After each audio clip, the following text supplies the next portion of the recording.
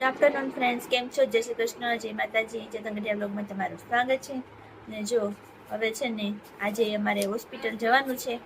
પપ્પાનો પગ બતાવવા માટે જવાનું છે. 1 મહિનો થવા આવ્યો છે, તો કેવો છે પગમાં, કંઈ ફેરફાર પડ્યો કે નહીં એ બધું બતાવવા માટે તો હોસ્પિટલ જવા માટે નીકળવાનું છે.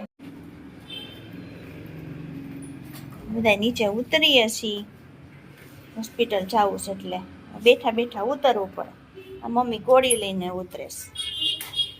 કાવ્યા બેન પણ હારે આવે છે, નહીં કાવ્યા? હા, તું ટ્યુશનમાં જા ભાઈ.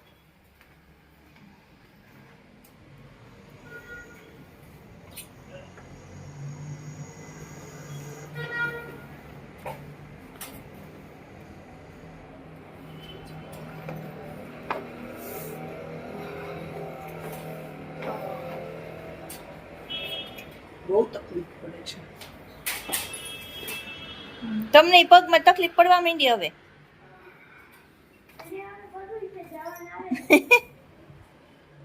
જો થાકી ગયા એટલે બેહી ગયા. દરવાજો ખોલો.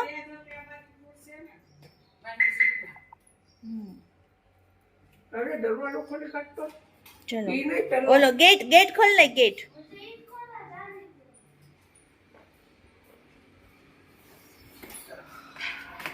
બે દર્દીને લઈને જવાના. આ એમ કે પગ દુખે, પગ દુખે.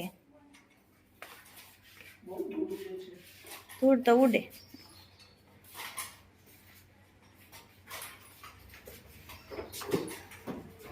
ખોલો ગોલો દરવાજો.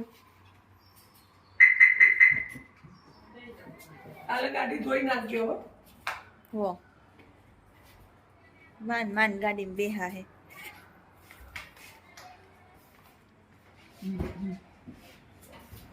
ચાલ ગેસ બધી ગાડીમાં.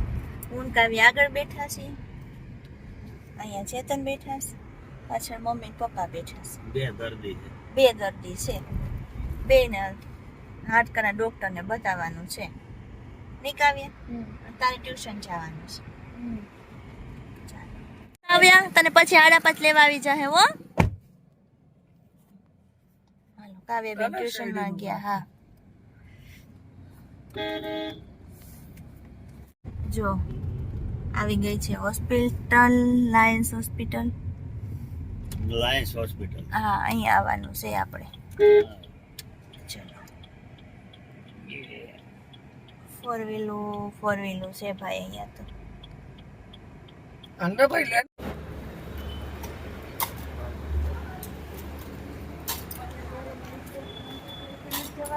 આ સ્ટ્રેચર આમથી છે, અહીંયા લઈ આવી દો. અહીંયા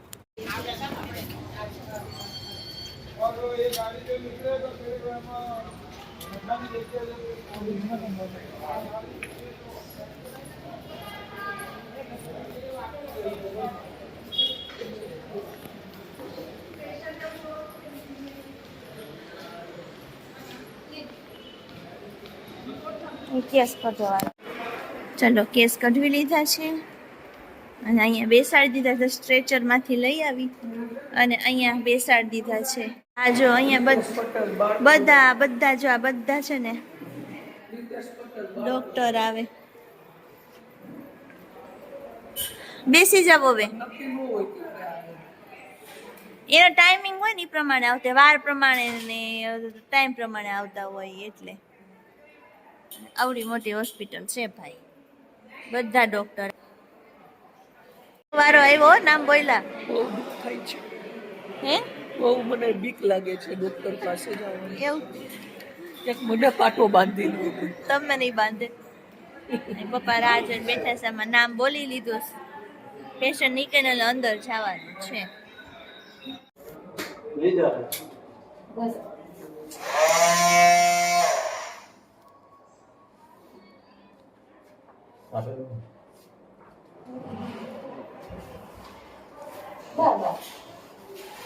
પછી બોલાવે ને બાંધ પછી પગમાં છે પછી આવજો.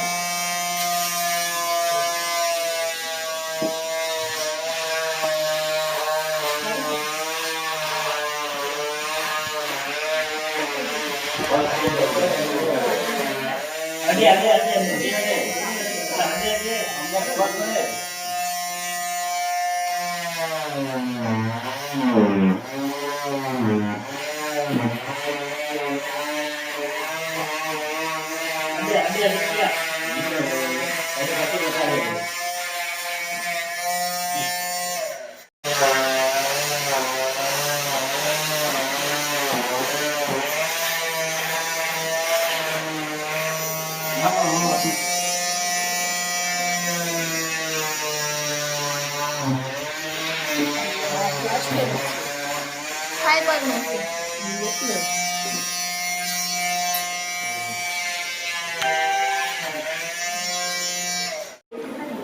જો દાદાનો પાટો છોડી દીધો. જો અહીંયા લાગ્યું.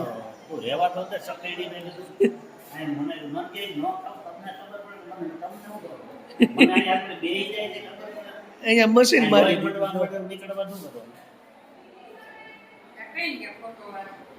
આવે હમણાં એક્સરે એકવાર પાડી લઈને પાછા અમે ઘરે આવી ગયા છીએ અને પાટો તો છોડી દીધો છે પણ હજી 10 દિવસનો આરામ કરવાનો કીધો છે.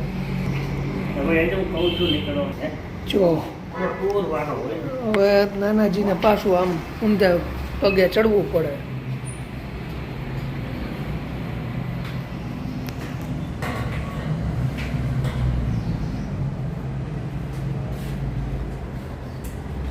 ધીમે ધીમે ચડો.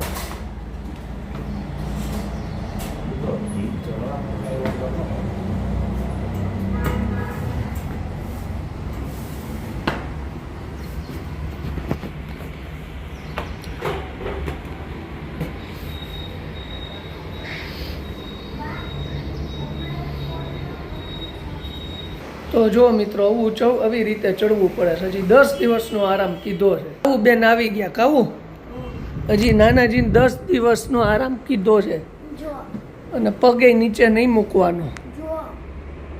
હવે તું એને છે ને બરફનું ઘસી દેજે રોજ. ડૉક્ટરે કીધું છે બરફ ઘસવાનું. એ કે કાવ્યાબેન છોકરી છે ને તમારી, એને કહેજો ઘસી દે. ખબર છે તારું નામ. એણે કીધું કે હું તમારા રોજ વિડીયો જોઉં છું. હા, એ કે ઓલી કાવ્યા છે ને છોકરી તમારી, એને કહેજો કે પગ ઘસી દે બરફ. એટલે એ તારે કરવાનું છે, બરાબર? હા હા, તો પાડ હરખી.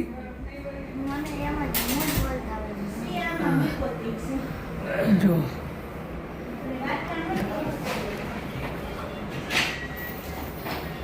આ એક્સરે જોવે છે. મને ડોક્ટર કીધું એટલે હું જો. પણ તને આમાં શું ખબર મને પડે? ડોક્ટર બતાવ્યું. ક્યાં દેખાય? દેખાય જો અહીંયા તિરાડ છે ને, આ તિરાડ એટલી નથી, ખૂણા ઉપર છે, વાળ જેટલી છે, જઈ દેખાય જ છે, એટલી જ છે. મોંમાં એટલી લાઈક ખબર પડે. ખબર પડે છે ને જો. હા, આ પહેલાનો એક્સરે.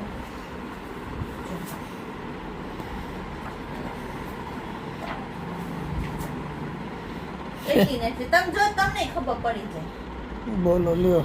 જો આ તિરાડ છે ને, આ અહીંયા જો, આ અહીંયા ઈ તિરાડ આમાં આ રહી. જો તો બુરાઈ ન ગઈ હોય. સારું, આરામ કરો, હાલો. હવે તળ તો હંધાણી નથી તો હું કરશું આગળ?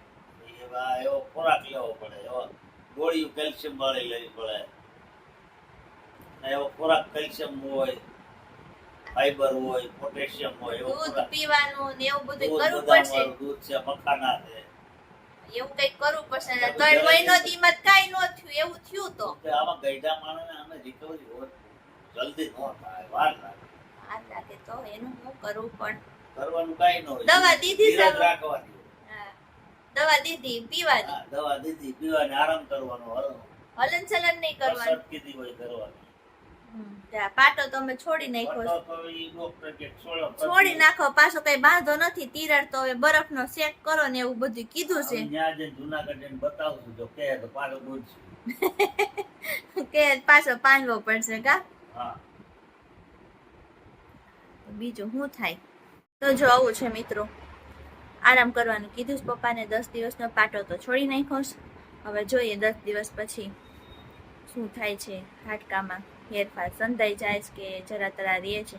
તો હવે પાછા જે આપણે કરાવવા જઈએ ને શું કહેવાય એક્સરે, હા પછી જ ખબર પડે.